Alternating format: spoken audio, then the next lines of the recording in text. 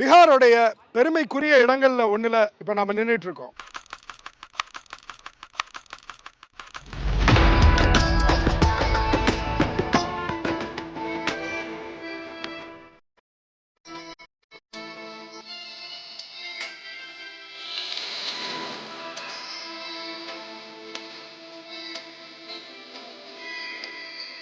நாம இப்ப பீகாரோட பெருமை மிக்க நாலந்தா பல்கலைக்கழகத்துக்குள்ளார நுழைகிறோம்.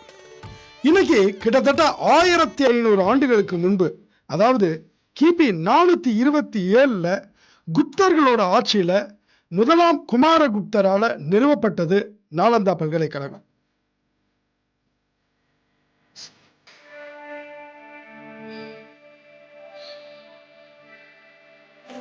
சுமார் 14 ஹெக்டேர், அதாவது கிட்டத்தட்ட 15 லட்சம் சதுர அடி பரப்பளவை கொண்டதா, பல அடுக்கு தளங்களை கொண்டதா பிரம்மாண்டமான கட்டிடமா இருந்திருக்குது இந்த நாலந்தா பல்கலைக்கழகம். சுமார் 11 மடாலயங்கள், பல கோயில்கள், தியான மண்டபங்கள், வகுப்பறைகள், கருத்தரங்க அறைகள், தங்குமறைகள், பூங்காக்கள், குளங்கள் அப்படின்னு பறந்து விரிஞ்ச ஒரு கல்வி நிலையம் செயல்படுறதுக்கான எச்சங்களை இங்க நம்ம பார்க்க முடியுது.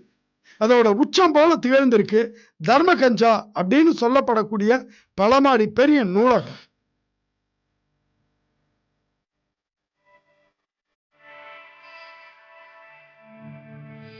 புகழ்பெற்ற மகாவிகாரமா, சிறந்த மடாலயமா, மகாயான பௌத்த கற்றல் மையமா இது திகழ்ந்திருந்தாலும் கூட தத்துவம், தர்க்கம், மொழியியல், மருத்துவம், கணிதம், வானியல், கலை, ரசவாதம் இப்படி பல துறை படிப்புகளையும் கற்பிக்கக்கூடிய மையமா இது திகழ்ந்திருக்குது அப்படின்னு சொல்றாங்க. சீனா, கொரியா, ஜப்பான், திபெத், இந்தோனேஷியா, பாரசீகம், துருக்கி இப்படி உலகின் பல்வேறு நாடுகளில் இருந்தும் அறிஞர்கள் வந்து சென்ற இடமா இது ஒரு காலத்துல திகழ்ந்திருக்கு.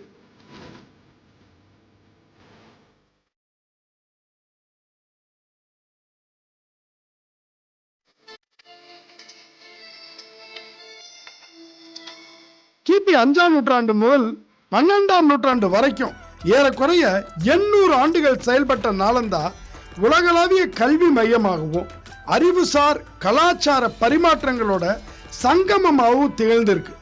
7ஆம் நூற்றாண்டுல உச்சத்துல இது இருந்ததா சொல்லப்படுது. அக்காலகட்டத்துல சில ஆயிரம் பேர் வரைக்கும் இங்க படிச்சிருக்கலாம் அப்படின்னு கருதப்படுது. மாணவர்களும் ஆசிரியர்களும் தங்கி கற்றல் செயல்பாட்டில் ஈடுபடக்கூடிய உண்டு உறைவிட கல்வி நிலையமா இது அமைஞ்சிருந்திருக்குது. இதற்கான செலவுக்காக 100க்கும் மேற்பட்ட கிராமங்களோட வருவாயை மன்னர்கள் தந்திருக்காங்க. பேரரசர் ஹர்ஷர் உள்ளிட்டோர் காலகட்டத்தில் செழித்த நாலந்தா பாலா வம்ச ஆட்சியில மெல்ல தன் செல்வாக்கை இழந்திருக்கு. ஆயினும் நாலந்தாவோட அழிவு அப்படிங்கிறது 1193 முகமது பின் பக்தியார் கீழ்ச்சி தலைமையிலான துருக்கியர் படையெடுப்பின் போதே நிகழ்ந்ததா சொல்லப்படுது. அப்பதான் பல்கலைக்கழகத்தை சூறையாடியதோட நூலகம் உள்ளிட்ட பகுதிகளை தீயிட்டும் அழிச்சிருக்காங்க படையெடுப்பாளர்கள்.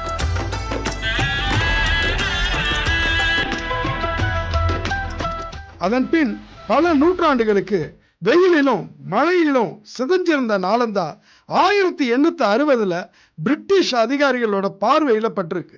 1915 தொல்லியல் துறையால் நாலந்தா கையில எடுக்கப்பட்டதும் படிப்படியா அகலாய்வும் சீரமைப்பு பணியும் நடந்து இன்னைக்கு நாம காணக்கூடிய நிலைய அது அடைஞ்சிருக்குது. இங்க உள்ள கட்டிட அமைப்புகளை பார்க்கும்போது ஒரு முக்கியமான விஷயத்த கவனிக்க முடிஞ்சது. அதாவது சீரமைப்பு பணிகள் அப்ப பிற்காலத்துல தொல்லியல் துறையால மேற்கொள்ளப்பட்ட கட்டுமானங்கள், அப்ப கட்டப்பட்ட செங்கற்கள் இதெல்லாம் இன்னைக்கு பழசு மாதிரி தெரியுது. ஆனா 1500 ஆண்டுகளை கடந்த பழைய கட்டுமானமும் செங்கற்களும் இன்னைக்கும் புதுசு போல தெரியுது.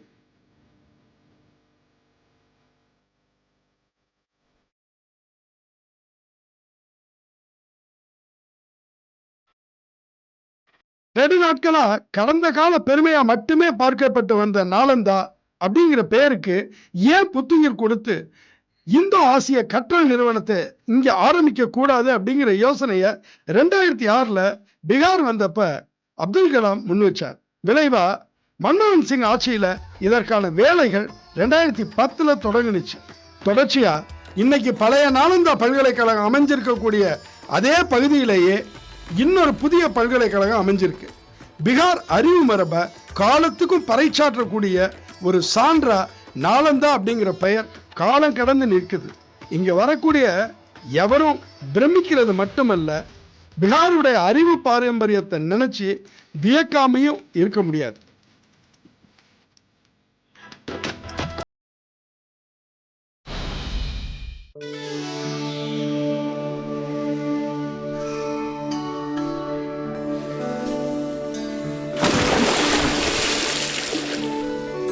அடுத்து லிட்டி சோக்கா. அது கிராமமோ நகரமோ, பீகார்ல எந்த ஊருக்கு போனாலும் இந்த உணவை நீங்க பார்க்க முடியும். பீகாரோட தேசிய உணவு அல்லது பீகாரிகளோட பிரியத்துக்குரிய காலை உணவு, பிரயாண உணவு, இப்படி லிட்டி சோக்காவை சொல்லலாம்.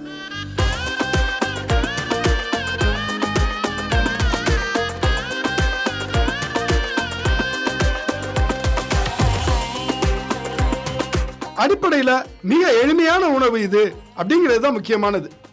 மிக விரைவா தயாரிக்கலாம், பெரிய செலவு கிடையாது, அதே போல சீக்கிரம் கெட்டு போகாது. தவிர இதுல பயன்படுத்துற பொருட்கள் அது இந்த பகுதியிலே விளையுது, மலிவா இங்க கிடைக்குது, உடலுக்கு ரொம்ப சத்தா இருக்குது. ஆக பீகார் பிராந்தியத்தோட வேளாண்மை, ஆரோக்கியம், பண்பாட்டு செழுமை, இது எல்லாத்தையும் லிட்டி சோக்கா பிரதிபலிக்கிறதா சொல்லலாம்.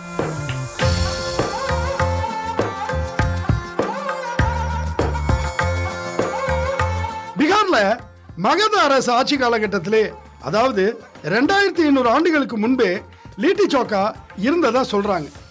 ஒரு பாத்திரத்துல கோதுமை மாவை பிசைஞ்சு உருண்டையாக்கிக்கிறாங்க. அப்புறம் இன்னொரு பாத்திரத்துல வறுத்த சட்டு மாவு, அதாவது நம்ம ஊர்ல உப்பு கடலைன்னு சொல்லுவோம்ல, அதை தான் சட்டு அப்படின்னு சொல்லி சொல்றாங்க. அந்த சட்டு மாவுல கடுகு எண்ணெய், எலுமிச்சை சாறு, இஞ்சி பூண்டு, வெங்காயம், ஓமம், இப்படி மசாலா பொருட்களை கலந்து பிசைஞ்சு பூரணம் மாரி ஆக்கிக்கிறாங்க. பிறகு கோதுமை மாவை உருண்டைகள் ஆக்கிக்கிட்டு அதுக்குள்ளார இந்த சட்டு மாவு பூரணத்தை உள்ள வச்சு மூடி நிலக்கரி தீயில வறுத்தெடுத்து துணியால சாம்பலை அகற்றிட்டு கொஞ்சம் போல இந்த உருண்டைகள் மேல நெய்யை பூசி விடுறாங்க. இதுதான் லிட்டி.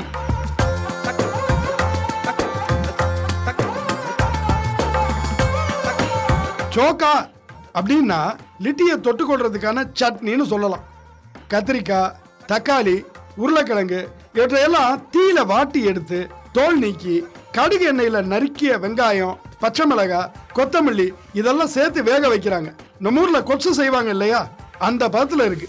கூடவே கொஞ்சம் பச்சை மிளகாய்.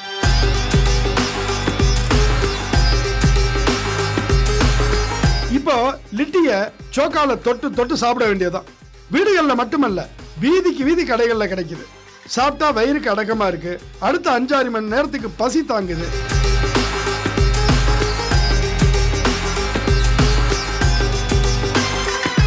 பீகாரோடைய தேசிய காலை உணவு அப்படின்னு சொல்லிடலாம். இது 2 லிட்டி அப்படிங்கிறது ஒரு 20 ரூபாய்க்கு கிடைச்சிடும். அதனால எளிய மக்களுடைய உணவு இது. எந்த இடத்துல வேணாலும் சாப்பிடலாம். பெரிதா வயிற்றுக்கும் துன்பம் எதுவும் தராது. எல்லாத்துக்கும் மேலே உழைக்கும் மக்களுக்கு ரொம்ப நேரம் பசி தாங்கும், அது முக்கியமானது.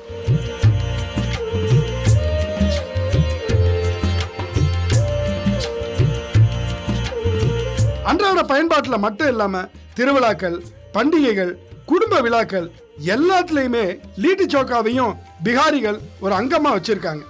சத்தான எளிய உணவு அப்படிங்கிறத தாண்டி பீகாரிகளோட பண்பாட்டு அடையாளங்கள்ல ஒண்ணு அப்படின்னும் லிட்டி சோக்காவை சொல்லலாம்.